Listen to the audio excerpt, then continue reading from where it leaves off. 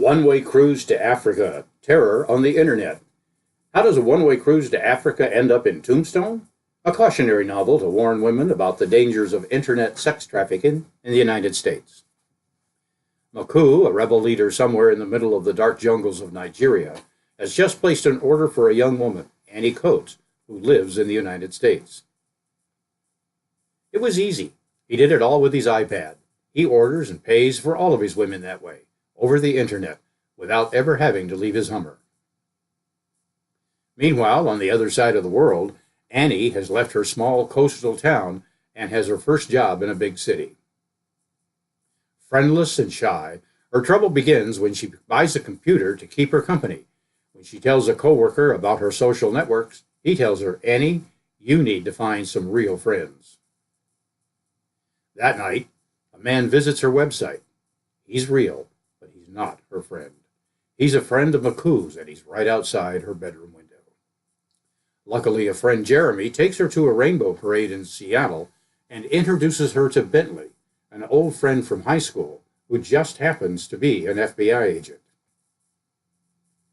When Annie begins to have trouble with some guy in Africa over the internet, Bentley suspects she's being set up by sex traffickers and informs his boss. They're both convinced Jean's rental, a garage apartment, is part of the setup. Because the FBI has more suspicions than facts, they decide to put Annie and Bentley on the road in an RV to keep her safe until they have more evidence. The stage is set for a run to safety that outsmarts Annie's landlady Jean, who's setting her up to be kidnapped, avoids Africa and Maku's plans for the young woman, and ends up in Tombstone, an historic Old West town. Yee-haw! Main characters are Maku, an African rebel leader who also runs a worldwide sex trafficking business, Annie, alone in the big city for the first time, Bentley, an FBI agent, and other characters Flash, a computer whiz who'd rather work for the FBI than create video games, Grinner, an undercover FBI agent who doesn't carry a gun, all he needs is a killer grin, and Jean, Maku's picker in the United States.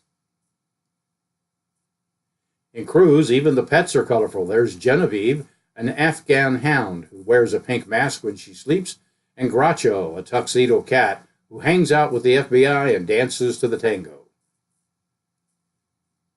Of course, there's romance added to the suspense. Are we having fun yet?